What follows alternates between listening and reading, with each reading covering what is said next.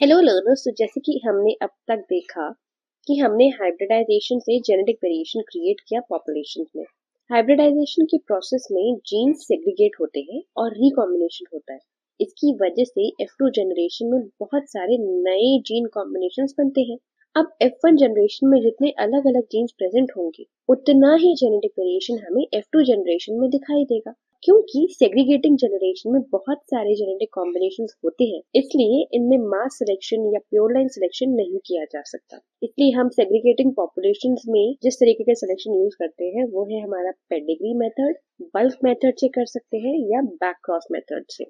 आज हम बात करते हैं पेडिग्री मेथड की। इसमें हम इंडिविजुअल प्लांट्स को सेलेक्ट करते हैं F2 और उसके बाद वाली जनरेशंस में से और उनकी प्रोजेनीज को ग्रो करते हैं। पेरेंट ऑफस्प्रिंग का रिकॉर्ड है उसे मेंटेन किया जाता है। फिर जो हमारे इंडिविजुअल सिलेक्शंस किए जाते हैं हमारे उन पॉपुलेशंस में, जब तक कि प्रोजेनीज पूरी तरह से होमोजाइगस ना हो जाए और कोई सेग्रीगेशन शो ना करे। तो इस मेथड में सबसे जरूरी होता है कि सिलेक्टेड प्लांट्स और उनके प्रोजेनीज का रिकॉर्ड मेंटेन किया जाए ताकि हर प्रोजेनी को उसकी F2 जनरेशन तक ट्रैक किया जा सके। और इससे क्या फायदा होगा कि हम देख सकते हैं कि दो इंडिविजुअल्स कितने रिलेटेड हैं या नहीं, और उससे हमें पता चलेगा कि उनमें कोई कॉमन एलील्स हैं या नहीं। जो भी पेडिग्री है उस रिकॉर्ड को मेंटेन करने के बहुत तरीके हो सकते हैं। हर एक क्रॉस का एक नंबर होता है। उस नंबर की जो फर्स्ट 2 डिजिट्स होती हैं वो फर्स्ट 2 डिजिट्स बताती हैं कि वो क्रॉस कौन से ईयर में हुआ है। सपोज 8412 कोई नंबर दिया है हमने, 84 जो पहले डिजिट्स हैं वो बताएंगी हमारी कि 1984 में हुआ है वो क्रॉस, और उसके बाद की जो 2 डिजिट्स हैं वो बताएंगी कि क्रॉस नंबर कौन सा है। लाइक 1984 का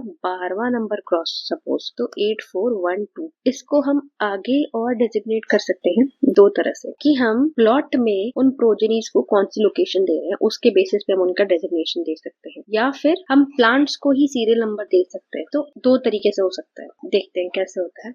सपोज प्रोजेनी हमारे 8th रो में है F3 प्लॉट के, तो 8th रो में आएगी तो हमारा रो नंबर 8 आ जाएगा। अब सपोज हमें बताना है कि प्रोजेनी हमारे F4 प्लॉट के 4th रो में है और उसे सेलेक्ट किया है हमें F3 प्लॉट के 8th रो में से। तो प्रोजेनी 4th रो में है हमारे F4 प्लॉट के, जिसको सेलेक्ट किया गया है फ्रॉम द प्रोजेनी जो 8th रो में थी हमारे F3 प्लॉट के। पहले हम बताएंगे कि सेलेक्ट किस में से किया, F3 प्लॉट के 8th रो में से किया था सेलेक्ट, तो हम 8412-8 आ जाएगा। और अभी जो हमारी प्रोजेनी है वो कहाँ लोकेटेड है, वो लोकेटेड है 4th रो में। So this is how we designate on the basis of the location. तो लोकेशन के बेसिस पे हम कैसे डेजिग्नेट करते हैं। दूसरा हमारा है सीरियल नंबर के बेसिस पे। तो सपोज कोई प्रोजेनी है जिसे हम प्लांट नंबर 8 से सिलेक्ट कर रहे हैं F2 पॉपुलेशन में से, तो हम क्या लिखेंगे 8412-8, मतलब कि प्रोजेनी को हमने प्लांट नंबर 8 से ऑब्टेन किया है और वो F2 पॉपुलेशन में से है। अब सपोज किसी प्रोजेनी को हम प्लांट नंबर 4 से ऑब्टेन कर रहे हैं जिसको हमने सेलेक्ट किया है F3 पॉपुलेशन में से, और ये जो प्लांट नंबर 4 है इसको डिराइव किया गया है हमने प्लांट नंबर 8 से। तो F2 में जो प्लांट नंबर 8 था उससे हमने डिराइव किया है, उसकी प्रोजेनीज को ग्रो किया गया, और उनमें से जो F3 पॉपुलेशन में प्लांट नंबर 4 सेलेक्ट किया था तो उसकी प्रोजेनी अगर कोई हो तो उससे हम कैसे डिनोट करेंगे 8412-8-4। अब इसी का 5th जनरेशन में अगर हम ऐसा लिख रहे हैं 8412-8-4-1, मतलब क्या हुआ इसका कि ये प्रोजेनी किसकी है,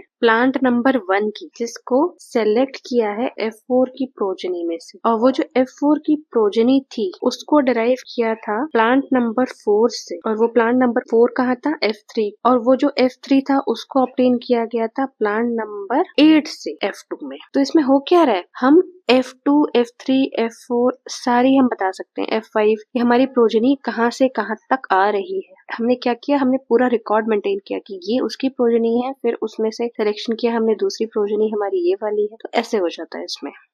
इन दोनों सिस्टम्स में प्रोजेनीज को डिफरेंट सीरियल नंबर्स अलॉट किए जाते हैं, और ये तब अलॉट किए जाते हैं जब वो पूरी तरह से होमोजाइगस हो जाती हैं और प्रीलिमिनरी यील्ड ट्रायल्स में इंक्लूड की जा सकती है। ये जो हमारा पेडिग्री रिकॉर्ड होता है ये बहुत इंपॉर्टेंट होता है, किस लिए कि हम प्रोजेनीज के जो डिस्टिंग्विशिंग फीचर्स हैं उनको रिकॉर्ड कर सकें। तो पेडिग्री रिकॉर्ड में केवल इंपॉर्टेंट कैरेक्टरिस्टिक्स को ही रिकॉर्ड किया जाता है, और जो प्रोजेनीज अच्छी नहीं होती या जो पुअर होती है उनको डिस्कार्ड कर दिया जाता है। और ये बहुत इंपॉर्टेंट है कि पेडिग्री रिकॉर्ड एक्यूरेट हो।